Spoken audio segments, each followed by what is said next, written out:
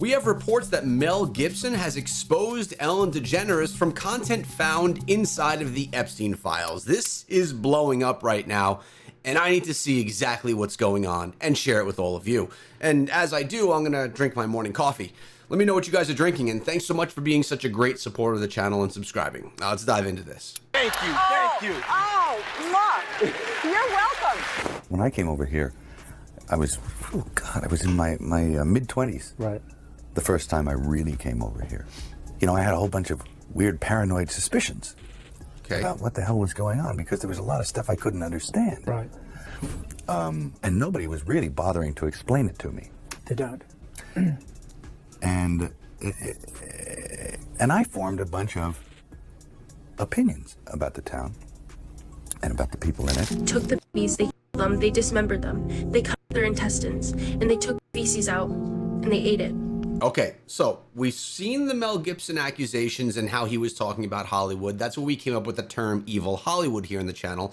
Now we're getting into the more grotesque elements of what these people were actually eating. There's this 16-year-old girl.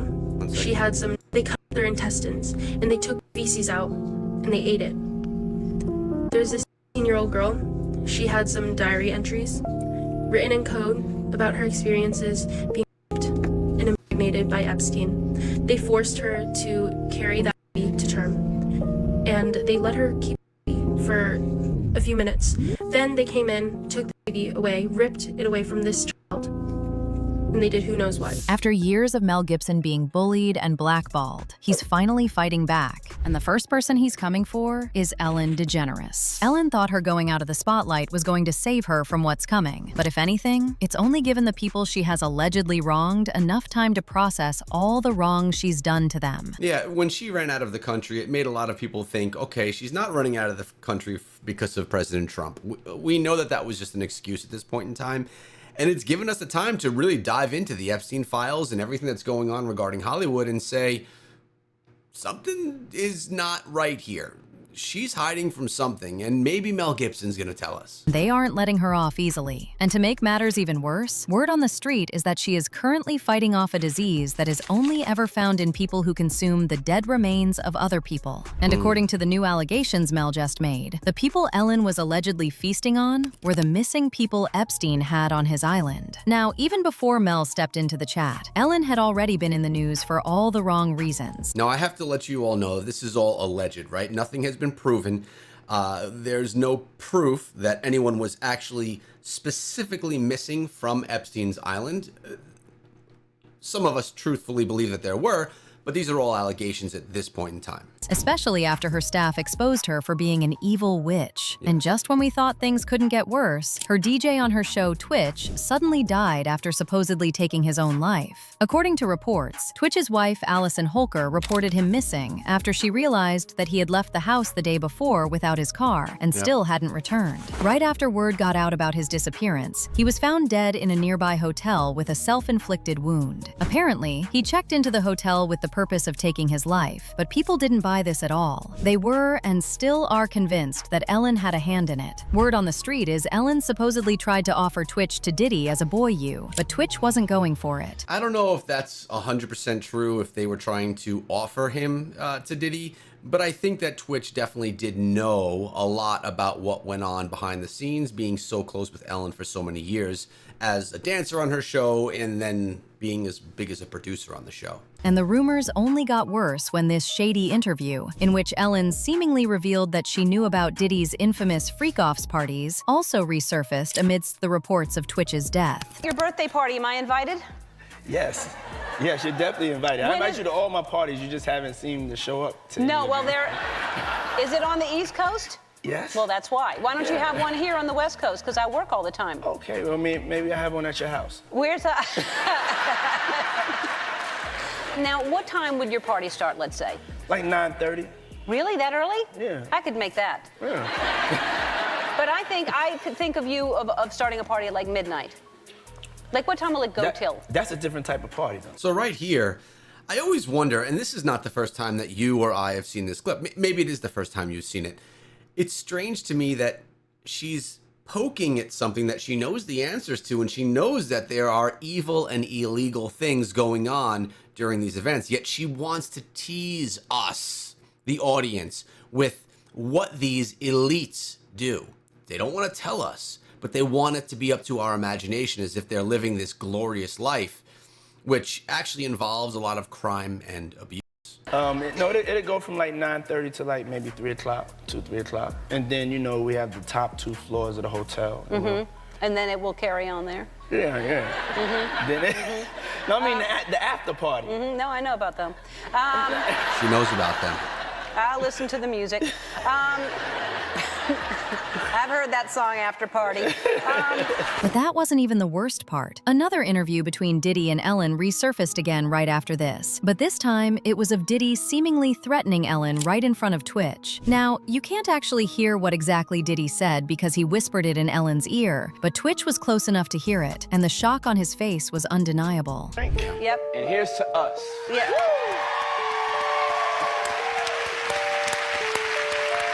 All right. What do you have there? What's that? Oh, that's something I brought for Portia. She's not here. No, but you was going to give it to her as a gift. All right. Then I'll say it's mine? Yeah. Okay. That's sweet. Well, what about for me? Aw, look at that. That's so sweet. Thank you. How come it's for Portia and not me? Because you're going to have her wear it. And... All right. I mean, we go so far back. You don't tell these people how far back we go. I know, but I wear T-shirts. I don't know what that means. Anyway, all right. Let's... I mean... You hold that. Okay. All right. I got this take two. The joke didn't work. No, it's okay. I don't want no problems. No, it's okay. No, hold on. Hey, so, cheers. Hey! Ellen, I heard you were sick, and look what I got you. Your boy. So whenever you get sick, you can have this. And the crazy thing is, Twitch wasn't the only person in Ellen's camp that died under suspicious circumstances. If y'all remember, her ex, Anne Hesh, also died right after she went off on her and spilled all the tea about Ellen allegedly selling her soul for fame and money. She also accused Ellen of trying to get her thrown in a facility right when she started uncovering things about her that she didn't want anyone to know. At this point, I'm wondering, did Mel Gibson actually say something specifically about Ellen DeGeneres, or are we reaching? She said, and I quote, "I broke up with her because her goal was to have a lot of money. Mine was to find love, and hers was, I want $60 billion. Good luck. Our forks are never going to meet." Single truth that I spoke, I was hit more, buried more, or despised more, and then had calculated visions and circulations of systems that spun me up and out of the system that would in any way challenge the fact that she was not telling her own truth. But the problem is Anne Hesh, she just seems a bit erratic. She seems like not in control, which made it really easy for a lot of people to look at her and be like, something's wrong. She's a little bit unhinged. We're not going to believe what she has to say, when she's saying the same things that many other people were saying. Just not as coherently. And others. Why do you think she tried to put me in an institution, folks? I called my mother. Guess what? 2 people who wanted more than anything to have my truth buried. It was not my timing. I did not and could not ask God for what that would be.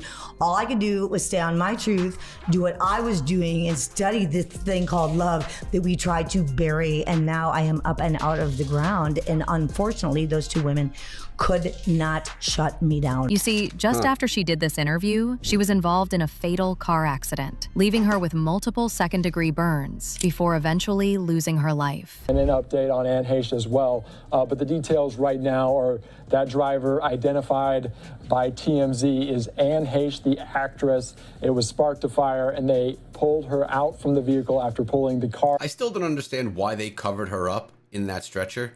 I don't believe that's standard procedure when someone's alive to cover up their face. Out from the house, and they tried to get her the medical attention she needed. But unfortunately for Ellen, this wasn't the end of the accusations against her. In fact, just when we thought things couldn't get any worse, the DOJ released millions of Epstein-related documents, and she was dragged into it as well. All right, maybe the Mel stuff is coming in here. Especially when those claims about these celebrities feasting on humans. They accused her of being, and I quote, a probiotic consumer. And get this, right after all this was exposed, Ellen and her wife Portia packed up and moved to the UK. Mind you, they didn't even move to a major city or anything. They went straight to a rural area where no one knows them and they could lay low. Well, it looks like we finally know why. It was recently reported that Ellen has allegedly been diagnosed with Kuru disease, an illness that only people who consume tend to get. Is that actually true? Does she really have that? Report said, and I quote, allegedly, it is being reported that TV talk show host Ellen DeGeneres is apparently going blind after being diagnosed with a rare disease called Kuru. Okay, so it does say allegedly. There's no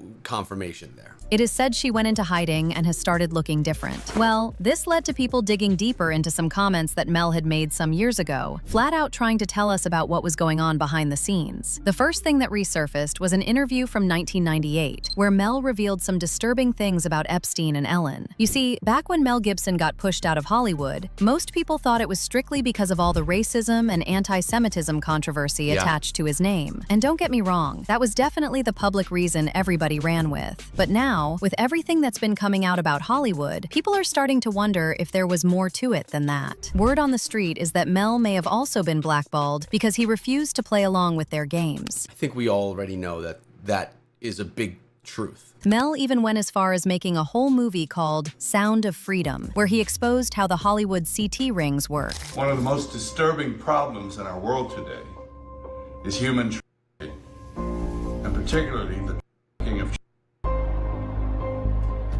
Our future is our children. Now, the first step in eradicating this crime is awareness. Go see Sound of Freedom.